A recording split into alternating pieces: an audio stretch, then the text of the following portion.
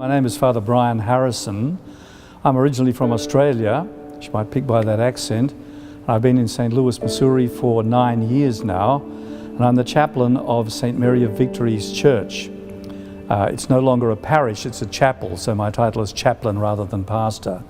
That's because this beautiful old church is one of the great jewels of the church in the city of St. Louis, in a place where nobody lives around here anymore. It's the old part of downtown St. Louis, just a few short blocks south of our famous Gateway Arch, but no one lives around here, and so the population has been going down, with the result that there's no longer enough attendees to have this as a full parish. Here at St. Mary of Victories, we have a unique form of celebrating Sunday Mass. It's unique in the Archdiocese of St. Louis. It's the only Mass of its form here. First of all, I should explain that I belong to a community of diocesan priests called the Oblates of Wisdom. Our spirituality is to pursue and seek divine wisdom at a time when there's so much phony, false wisdom in the world and even in the church today.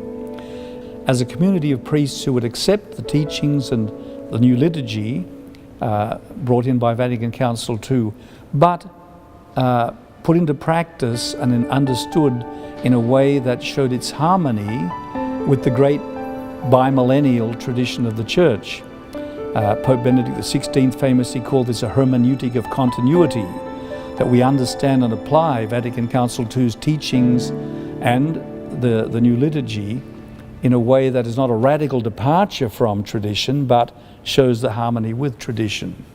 So in the year 2008, I began celebrating the new post-Vatican II Mass, but celebrated with traditional options. And so that is, we use the old high altar that's facing God, facing the east rather than facing the people, at the beautiful high altar. And we have the option for people to kneel along the communion rail to receive communion, rather than the more customary modern way of standing.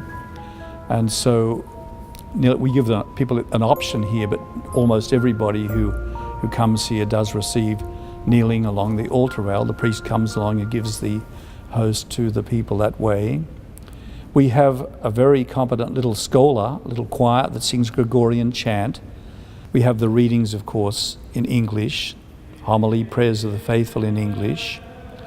But then the rest of the Mass is in Latin, and we do have translations provided. We have the ordinary of the Mass, the invariable parts that are the same every Sunday, in a little booklet, and we have the changeable prayers, the proper prayers for each week on a separate sheet with Latin on the left and English on the right, so everybody can follow the full Mass in Latin but with a translation into English. We don't have girls' service at the altar. We have the tradition of male service because they're seen traditionally as potential priests. The idea of altar boys was originally that these are young lads who have the potential eventually to become priests. This is why the tradition of male altar service is an important one for us.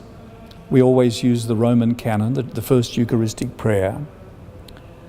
So as you can see, it's a traditional style Mass, and you can see very clearly the continuity between the traditional or so-called Tridentine Mass and the novus ordo, the new Mass of Vatican II, celebrated with traditional options. So, as I say, this is the only Mass of its kind in the Archdiocese of St. Louis, and we like to emphasize that this is still the same church that there's always been for 2,000 years, with certain developments, certain changes. We try to emphasize the unity and continuity of Christ's church.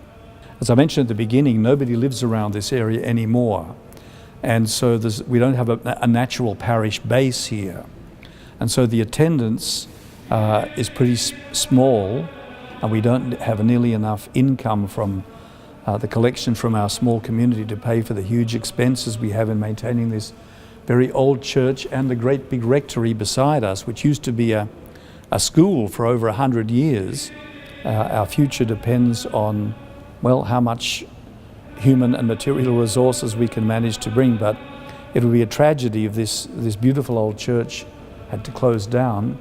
So we have a little prayer every Sunday at both Masses, that the Lord's will be fulfilled for our church, that the Lord will bless our community, giving thanks for what we've been able to do here for it'll be coming up to 175 years. The future is a question mark because of the resources, human and material resources that we need to keep this church going, but we pray that God's will be done with that.